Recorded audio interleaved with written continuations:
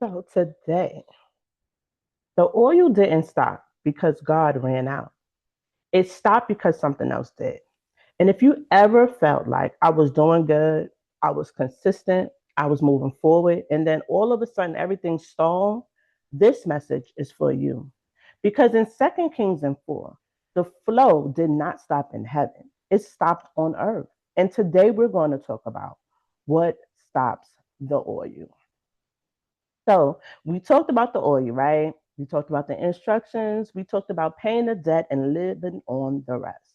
But today, we will talk about something uncomfortable because provision can be interrupted, not by God, but by us. So in 2 Kings 4 and 6, it says, now it came to pass when the vessels were full, and she said to her son, bring me another vessel. And he said, there is not another vessel. So the oil ceased.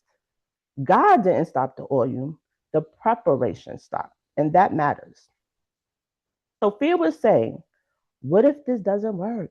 What if you fail? What if you look foolish? Fear causes us to gather a few vessels instead of many, but faith prepares for the overflow. So John 1 and 8, it tells us a double-minded man is unstable in all of his ways, which makes us unstable. And instability will disrupt flow. You can't prepare halfway and expect fullness. Fear doesn't always scream. Sometimes it quietly convinces you to stop building. So if this hitting home or close to home, go ahead and like this video. It helps this message reach other women who may feel stuck in the same place. So comparisons sometimes whisper. Let's talk about comparisons. She's better than me. They always already did this, or I'm too late. But comparisons distract us from our assignment. This widow did not compare her oil, she poured her oil. Yeah. And when moms compare instead of prepare, then that will stop building vessels. You can't pour and compare at the same time.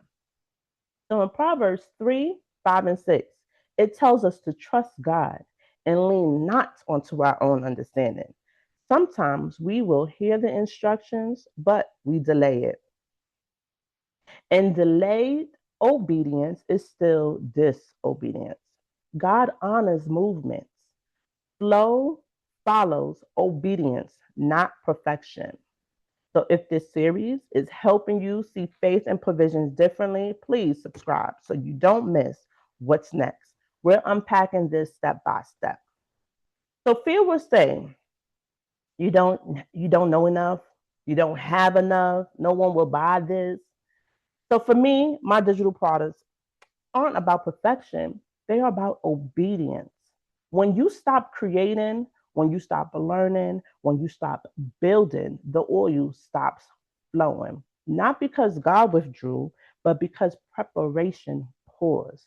So ask yourself, where did I stop preparing? Where did I let fear interrupt obedience? God hasn't changed. The oil hasn't changed. The question is, are you still building vessels? If you need help restarting, that's why community exists. So inside my divinely prompted, we keep pouring. And inside my faith clarity call, we identify what blocks the flow and how to reopen it, right?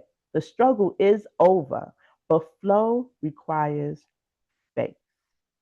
Until next time, later.